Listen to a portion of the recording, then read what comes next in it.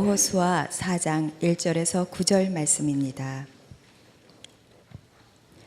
온 백성이 모두 요단강을 건넜을 때 주님께서 여호수아에게 말씀하셨다.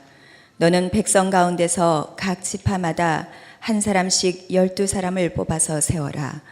그리고 그들에게 제사장들의 발이 굳게 선 그곳 요단강 가운데서 돌 12개를 가져다가 오늘 밤 그들이 머무를 곳에 두라고 하여라. 여호수아는 이스라엘 자손 가운데서 각 지파마다 한 사람씩 세운 그 12사람을 불러서 그들에게 말하였다. 주 당신들 하나님의 언약궤 앞을 지나 요단강 가운데까지 들어가서 이스라엘 자손의 지파 수대로 돌 하나씩을 각자의 어깨에 메고 오십시오. 이것이 당신들에게 기념물이 될 것입니다. 훗날 당신들 자손이 그 돌들이 지닌 뜻이 무엇인지를 물을 때에 주님의 언약궤 앞에서 요단강 물이 끊기었다는 것과 언약궤가 요단강을 지날 때 요단강 물이 끊기었으므로 그 돌들이 이스라엘 자손에게 영원토록 기념물이 된다는 것을 그들에게 말해 주십시오. 그래서 이스라엘 자손은 여호수아가 명령한 대로 하였다.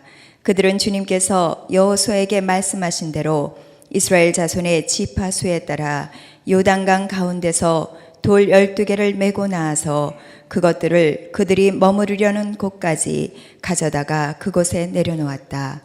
여호수아는 요단강 가운데 언약궤를 메었던 제사장들이 발이 머물렀던 곳에 다른 12개의 돌을 세웠다. 그 돌들이 오늘까지 거기에 있다. 이는 살아계신 하나님의 말씀입니다. 자리에 앉으시기 바랍니다. 자, 우리 전후좌우에 계신 분들 반갑게 인사합시다. 반갑습니다. 살아계신 하나님을 경험하십시오. 이미 우리 김시원 목사님 말씀하신 것처럼 이번 주간에 우리 40일 새벽 부흥성회가 정말 주의 은혜 가운데서 시작이 되었습니다. 첫날 우리 예배실에 나오신 분들이 지금 나오신 분만큼 오셨습니다. 이것을 가득 채워서 우리 하나님이 그 예배를 받으시는 것을 기대하면서 참여할 때 큰 감동이 일어났습니다. 이 제단에 있는 두 촛불 제단 위에 초를 밝히는 그 모습이 얼마나 아름다웠는지 그 아름다운 모습을 보면서 첫날은 제가 눈물이 났어요. 뭐 그 다음 날부터는 안 났어요. 그렇지만 첫날은 정말 큰 감동 가운데 눈물이 나며 하나님이 우리의 삶을 우리의 예배를 받으시는구나 하는 그런 감동이 일어났습니다. 이 40일 부흥성회가 여러분들에게 새로운 시대를 여는 그리고 하나님께 함께 하시는 그런 은혜를 맛보는 그런 기회로 여러분 선용하시기를 바랍니다. 아직 혹 참여하지 못하고 사정 때문에 임하지 못하신 분들 한번 도전을 받으시고 이 40일이 가기 전에 우리 교회의 영적인 흐름입니다. 이 흐름 가운데 여러분 함께 동승할 수 있는 은혜가 임하시기를 원합니다. 자, 오래전에 있었던 일입니다. 미시간 호수에서 배 한 척이 침몰을 했습니다. 많은 사람이 죽어가는데 그 사고의 현장에 노스웨스턴 대학에 다니는 한 청년 그리고 수영 선수였던 한 청년이 같이 있었습니다. 이 청년은 사람들이 죽어가며 살려달라고 아우성될 때 주저하지 않고 물속으로 뛰어들었습니다. 그래서 23명의 인명을 구해냈어요. 자, 그리고 이제 오랜 세월이 흘러갔습니다. LA에서 RA 토일이라고 하는 박사님이 바로 그 청년의 그 헌신, 용기와 인간에 대해서 이렇게 예화로 들어서 설교를 했습니다. 근데 마침 그 자리에 그 청년이 나이가 지긋해서 참석한 거예요.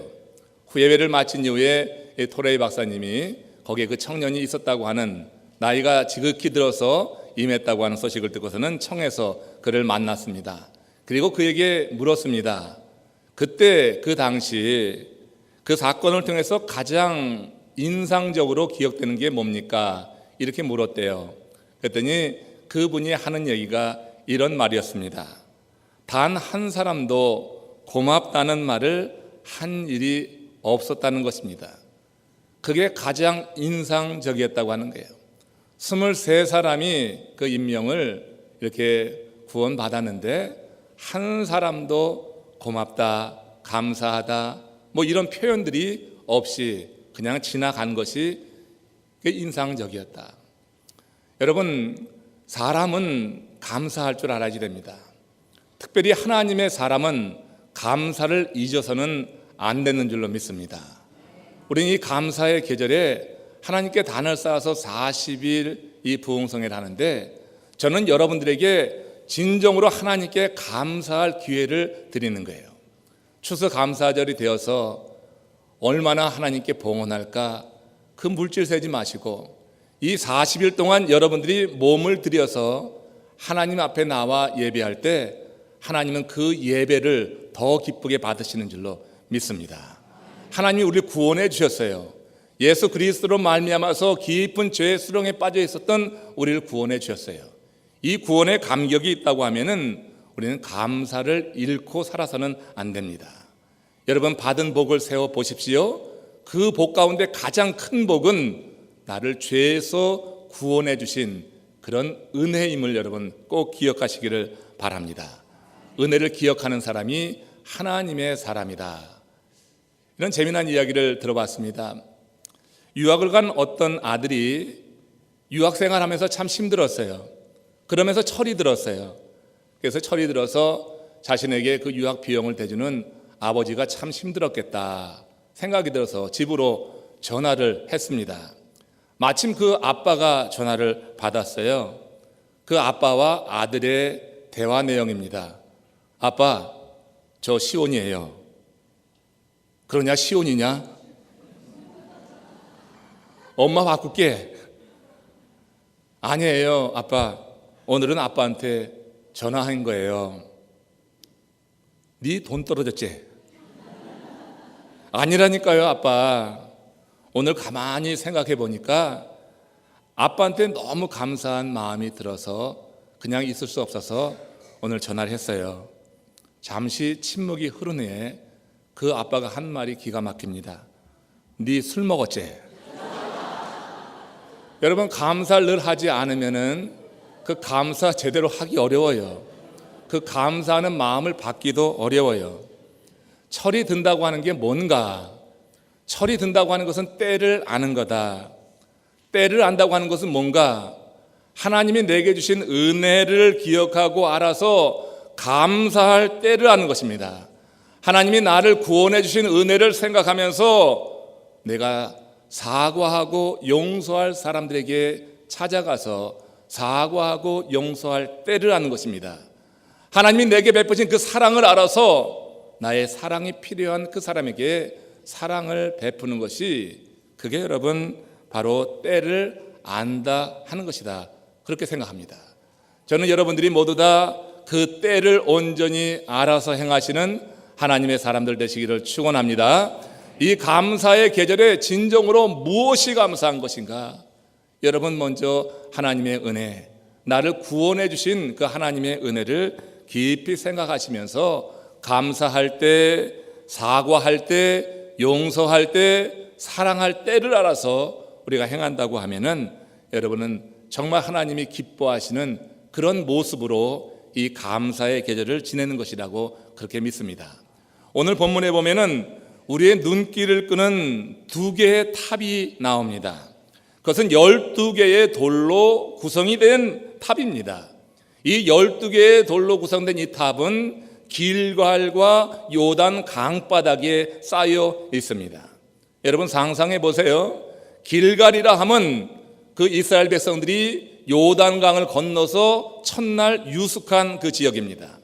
그 길갈에 12개의 돌로 구성된 탑이 쌓여 있어요. 그리고 요단 강바닥에 돌탑이 쌓여 있는 것입니다. 본문은 바로 이 두 개의 탑이 세워지는 그 장면하고 이 두 개의 탑에 담겨 있는 사연을 말씀하고 있습니다. 그 사연을 한번 오늘 같이 읽어보겠어요. 여호수아서 4장 8절 9절에 이 두 돌탑이 왜 쌓여지게 됐는지 한번 같이 읽겠습니다. 그래서 이스라엘 자손은 여호수아가 명령한 대로 하였다. 그들은 주님께서 여호수아에게 말씀하신 대로 이스라엘 자손의 지파 수에 따라 요단강 가운데서 돌 12개를 메고 나와서 그것을 그들이 머무르려는 곳까지 가져다가 그곳에 내려놓았다. 여호수아는 요단강 가운데 언약궤를 메었던 제사장들이 발이 머물렀던 곳에 다른 12개의 돌을 세웠다. 자, 여러분, 지금 여호수아는 요단강을 건너서 가나안에 이르게 되었을 때 각 지파별로 한 사람씩 택해서 12명을 구성했습니다.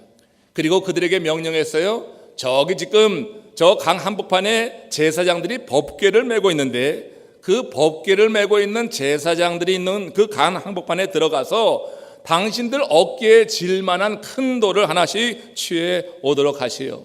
해서 그들은 그 명을 받고 그 강으로 들어가서 그 깊이 백혀 있는 돌을 어깨에 메고 강 밖으로 나온 거예요.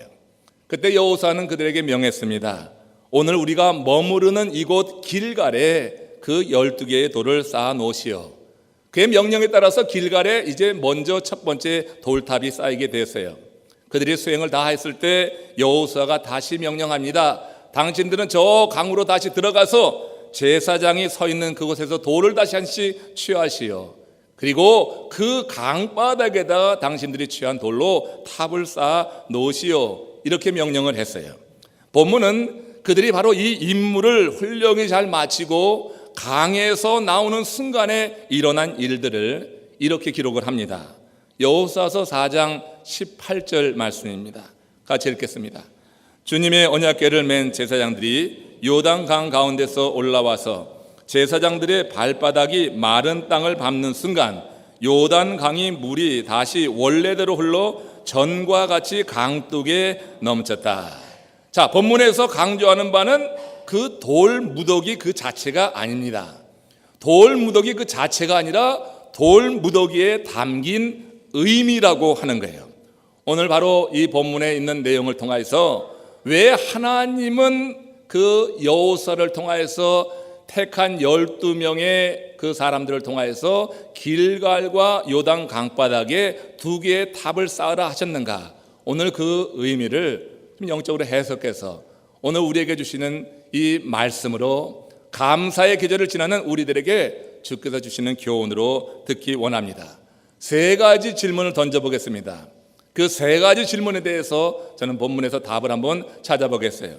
첫 번째 질문은 하나님은 왜 굳이 요단 강바닥에서 취한 돌로 그곳에 탑을 쌓게 하신 것인가? 탑을 쌓는 것이 목적이라고 하면은 가나안에 들어가 있으면 그 가나안에는 널려져 있는 게 돌이란 말이에요. 그 돌을 취해 가지고 탑을 쌓으면 쉬울 텐데 굳이 요단 강바닥에 들어가서 강으로 들어가서 그 어깨에 맬 만한 큰 돌을 끙끙대면서 메고 와서 그 돌을 가지고 탑을 쌓아 하는 것인가? 왜 하나님은 굳이 요단 강에서 돌을 취하라고 하는 건가? 이 부분에 대해서 여러분 깊은 생각이 있길 원합니다. 제가 여러분 미국에 오던 해 그해 4월 19일 고국의 KBS에서 4.19 그 기념행사 실황을 중계한 적이 있습니다. 그때 제가 아직까지도 인상 깊게 남아있는 한 장면이 있어요. 그 4.19 학생 묘역에 한 묘비를 부여잡고 슬피 우는 한 할머니의 모습이 크게 클로즈돼서 한동안 비춰진 적이 있습니다. 이 할머니가 4.19 때 그 남편과 아들을 잃었어요. 남편 아들을 잃고 시리에 빠져 지내다가 어떤 인연이 되어서 미국으로 이민을 오게 된 것입니다. 그 후 40년이 지났는데 이 할머니는 그 40년간 한 해도 빠짐없이 4월 19일이면은 그 묘역을 찾아가서 아들 묘비 앞에서 그 아들의 이름을 부르며 슬피 울고 그 아들을 추억하고 돌아오는 일을 반복했다고 하는 거예요. 그 날을 위해서 이 할머니는 1년 내내 용돈을 아끼고 모아서 매년 그 날이 되면은 한국을 방문했던 것입니다. 설날이나 추억 등 우리 고국의 큰 명절에는 나가지 못해도 그 날만 되면은 아들이 안치되어 있는 그 묘역으로 가서 그 묘비를 붙잡고 울고 또 그 아들을 생각하고 오는 일을 반복했어요. 왜 그랬을까요? 40년 가까이 시간이 흘렀으면 그 묘비에 새겨진 아들의 이름은 희미하게 지어질 수 있습니다. 그 여러분 구분되지 않을 수도 있습니다. 그러나 그 엄마 마음에 새겨진, 그 엄마의 신비에 새겨진 아들의 기억은 아무리 오랜 시간이 흘러도 지워지질 않는 거예요. 아무리 오랜 세월이 흘러도 그 지워지지 않아요. 이스라엘 백성이 탑을 쌓는 것이 목적이라고 하면은 그 가나안에서 돌 취하는 게 훨씬 쉬운데, 하나님께서 그 요단 강바닥에서 돌을 취하라고 하는 것은 그런 의미가 있어요.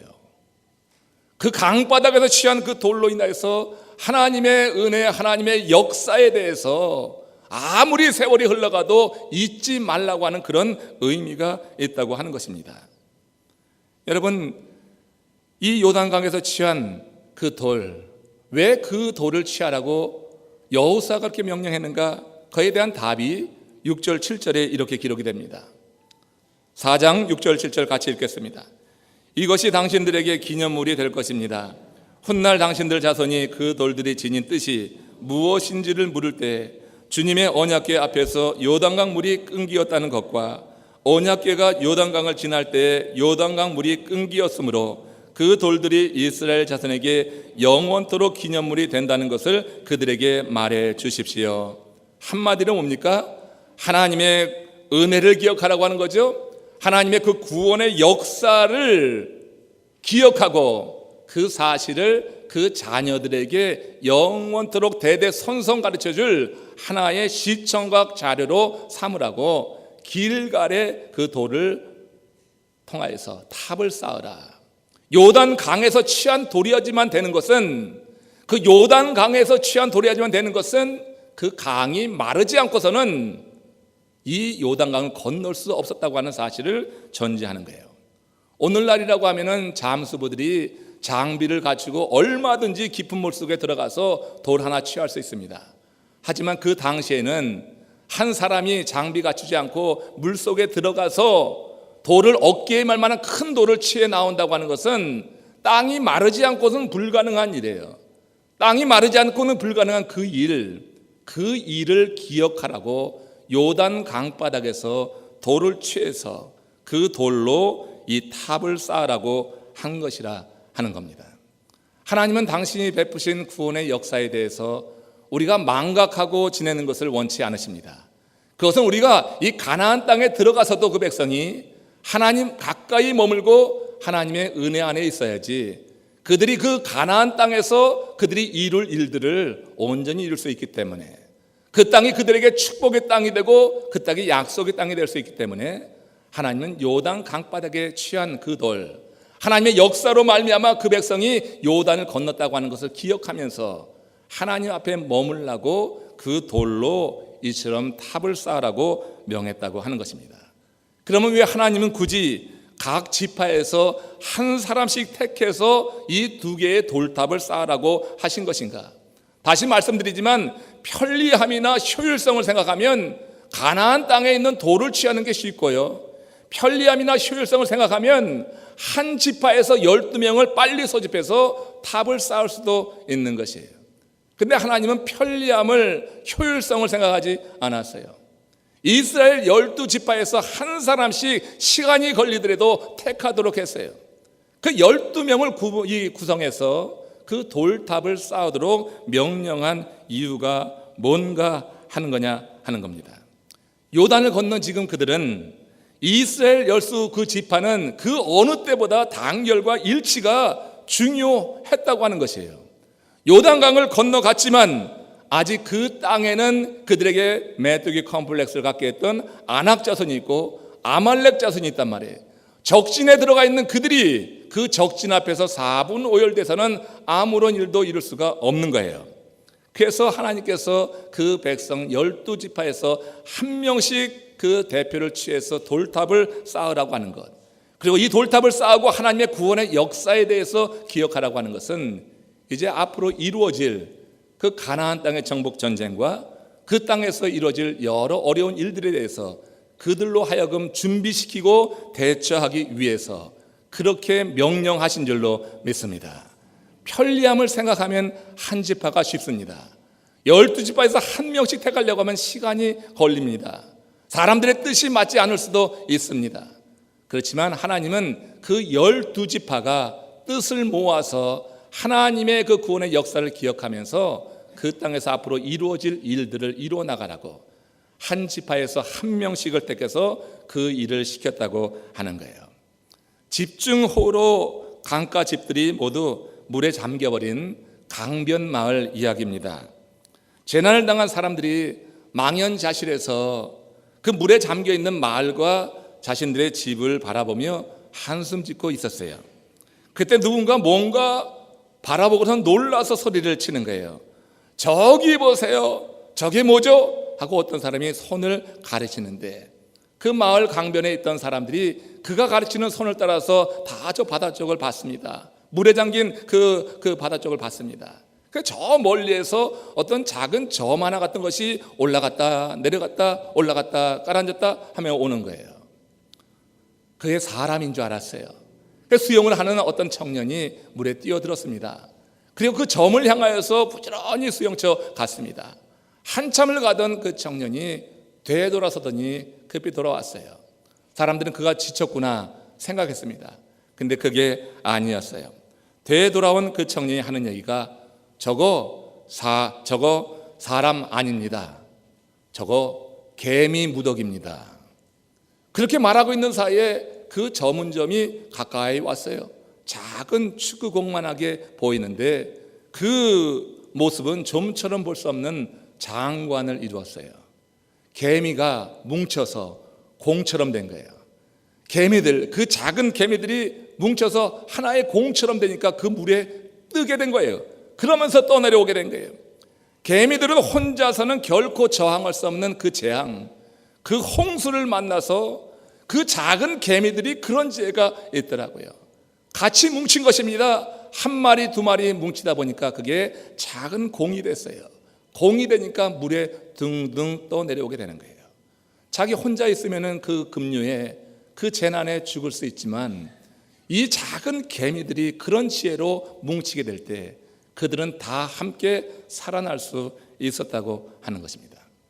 여러분, 이스라엘은 12지파로 구성된 민족입니다.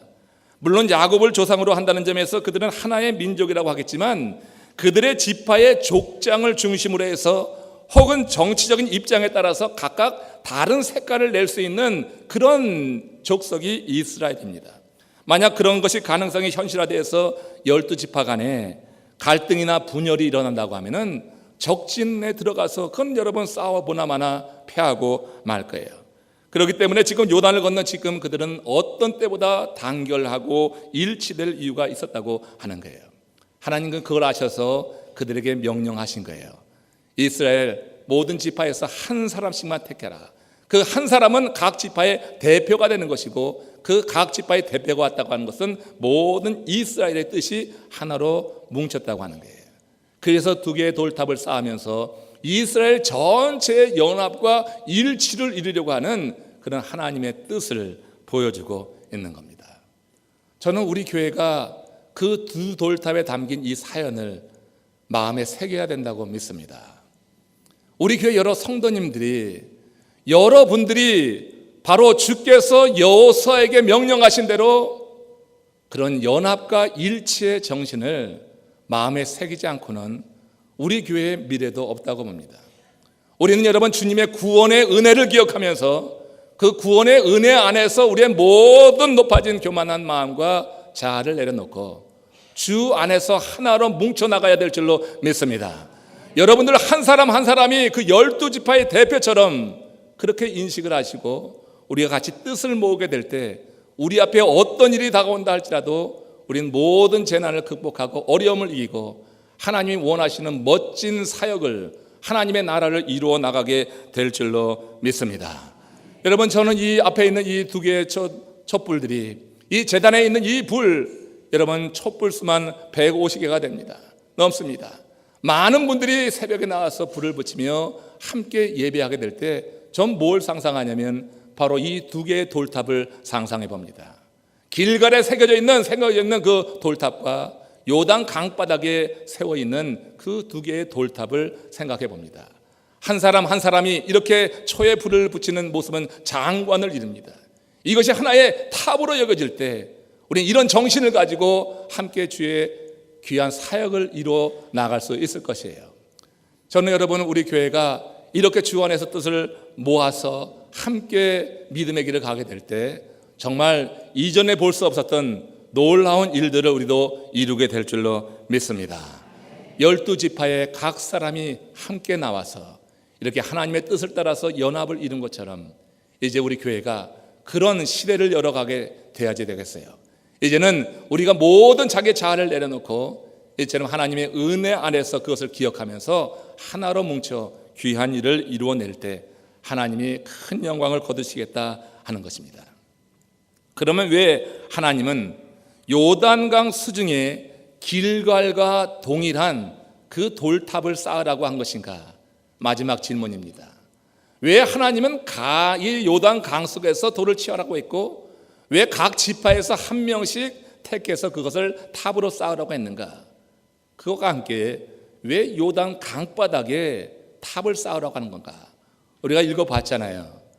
제사장들이 그 강에서 나와서 마른 땅을 밟았을 때 다시 그 요단강은 범람하게 되었습니다. 바로 그날 바로 사라지고 말 탑을 왜 쌓으라고 하는 건가? 이게 웬 헛수고를 시키는 것인가? 길갈에 있는 그 탑이야 보이지만 요단강에 쌓은 그 탑은 과연 보이는가? 그날로 사라지고 말았어요. 사람들의 눈에서 사라지고 말았어요. 사람들의 눈에서 사라질 그 탑을 왜 하나님은 쌓으라고 하는 건가? 오늘 제 설교의 제일 중요한 포인트입니다. 왜 하나님은 요단 강바닥에 그 탑을 쌓으라고 했어요? 곧 사라지고만 그 탑을 왜 쌓으라고 하셨습니까? 여러분, 이렇게 생각을 합니다. 길갈에 쌓은 그 탑은 눈에 보이는 그런 탑입니다. 그러나 이 요단 강바닥에 쌓인 그 탑은 이제는 눈에 보이지 않아요. 그렇지만 신비에 새겨질 수 있는 탑입니다.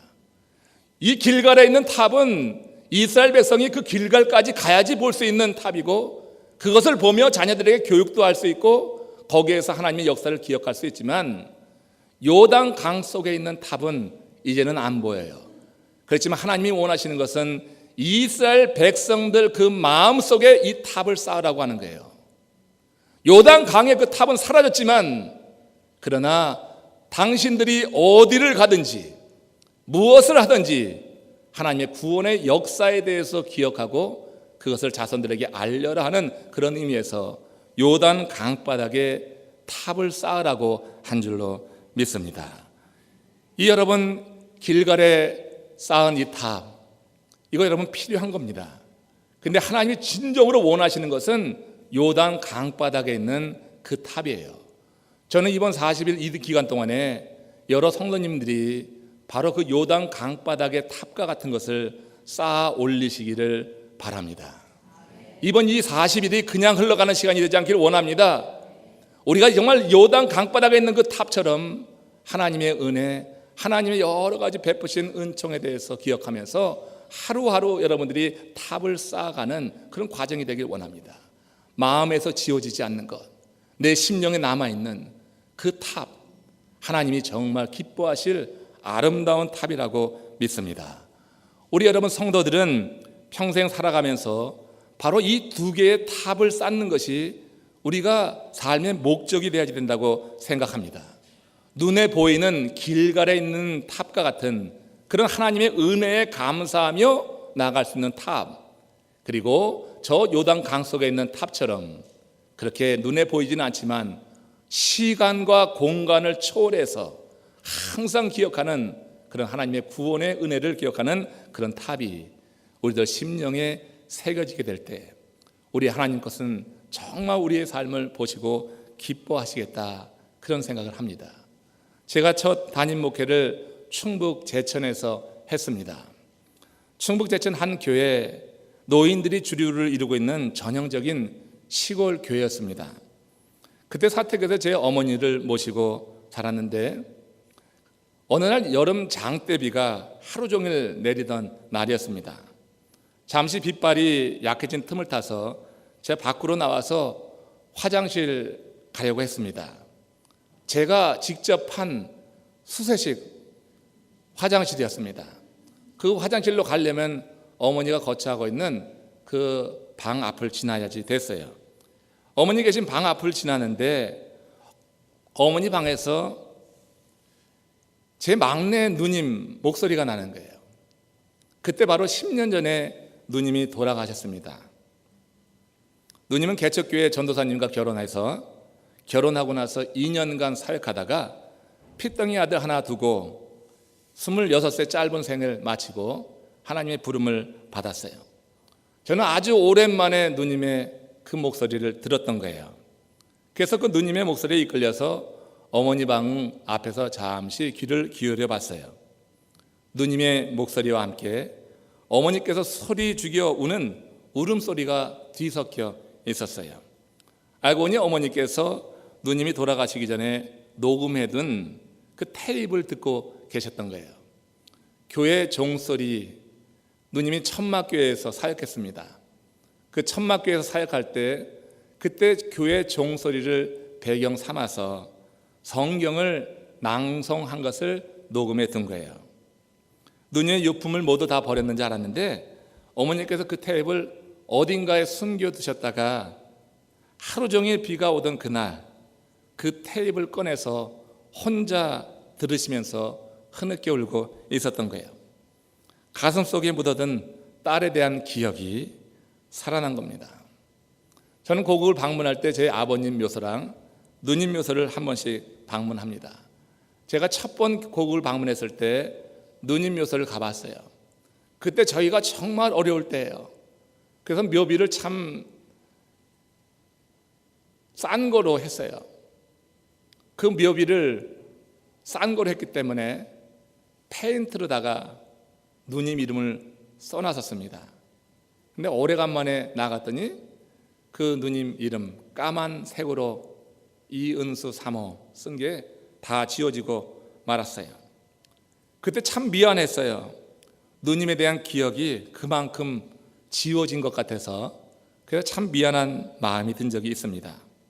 그런데 장대비 내리던 그날 어머니의 신비에 새겨진 누님은 더욱 선명하게 드러난 거예요. 저는 잊어버렸지만 잊고 가고 있지만 어머님은 그 딸에 대한 기억을 잊을 수가 없어서 그날 그렇게 슬피 울면서 장대비 소리에 그 울음소리 숨겨가면서 울고 있었던 그 모습을 지금도 기억합니다. 여러분, 우리 신비에 어떤 사랑과 은혜와 기억을 새기면은 그것은 우리 삶이 어떤 상황에 놓이든지 간에 결코 잊어질 수가 없는 거예요. 내 신비에 새겨진 기억은 죽을 때까지 가는 거예요. 우리 하나님께서 요단강에 돌탑을 쌓아라. 그것은 그 하나님의 은혜, 하나님의 그 사랑을 죽을 때까지 잊지 말라고 하는 거예요. 어디 가서 살든지 간에 그 사랑을 잊지 말고 살아라. 그 은혜를 잊지 말고 살아라. 하나님이 뭔가 보상을 받아서 누리고 싶어서가 아니라 우리가 하나님의 사랑을 기억하고 머무는 한 우리가 세상의 모든 죄악의 유혹으로부터 우리 자신을 지키고 하나님의 사람으로 온전히 설 수 있기 때문에 그런 명령을 하신 줄로 믿습니다. 요단 강바닥에 쌓여있는 이 돌탑 매우 의미가 있는 거예요. 이번 40일 여러분 바로 그 요단 강바닥에 쌓으라 하신 그 돌탑이 정말 여러분들 심령에 세워지길 원합니다. 그래서 주님 부르시는 그날까지 절대로 하나님의 은혜가 잊혀지지 않고 그 사랑이 매 순간 새록새록 생각남으로 인해서 하나님 앞에 정말 신실한 주의 종들이 되기를 소망합니다. 오래전에 이어령 박사가 쓴 책에서 이런 글을 읽어봤어요. 인간이 만든 언어의 세계에는 점 하나만 찍으면 님이 남이 된다. 그러나 실제로 님이 남이 되는 것이 얼마나 큰 고통을 동반하는 일인가. 인간이 만든 언어에 그렇죠. 점 하나 찍으면은 님이 남이 돼요. 인간 세계에서 점 하나 찍는 거 쉬운 일이에요. 님이 남이 되는 거예요. 그러나 님이 남이 될 때 정말 큰 고통이 있어요. 여러분, 가장 가까이 하던 그 님이 한번 남이 돼 보세요. 보는 게 얼마나 괴로워요. 여러분, 가까이 지내던 그 누군가가 님이 아니라 남이 될 때 여러분 얼마나 고통스럽고 힘드세요. 님이 남이 될 때 그거 참 힘든 시간이 있습니다. 저는 우리 교회 여러 성도님들이 함께 하는 연합을 이루고, 그래서 절대로 남이 되는 일이 없이 사랑하는 대상, 섬기는 대상으로 님처럼 고백되시기를 주의 이름으로 축원합니다. 우리 하나님은 그 이스라엘 백성들과 남이 되길 원치 않으셨어요. 왜 두 개의 돌탑을 쌓으라고 하는 것인가? 하나님은 남이 되길 원치 않는 거예요. 그 백성에게 영원한 님으로 남기 원하셨다고 하는 거예요. 어느 때 여러분 님이 남이 됩니까? 사랑이 식을 때 님이 남이 됩니다. 그 상대방을 이해하지 못하고 오해하고 더 나아가서는 곡해하게 됩니다. 그러면 여러분 얼마나 고통스러운지 몰라요. 등 돌린 사람 바라보는 사람도 고통스럽지만 등 돌린 사람도 힘든 겁니다. 여러분, 님이 남이 되는 것, 주의 사랑, 주의 은혜 더 깊이 누릴 때 회복될 수 있음을 믿습니다. 하나님은 그 이스라엘 백성들이 남이 되는 것을 원치 않아요. 남이 되면 하나님이 징계하셔야지 되는 거예요. 남이 됐다고 하는 것은 그 백성이 우상을 섬겼다고 하는 거예요. 하나님 말고 더 사랑하는 존재가 있다고 하는 거예요. 그 남이 되면 하나님이 그냥 두고 볼 수가 없어요.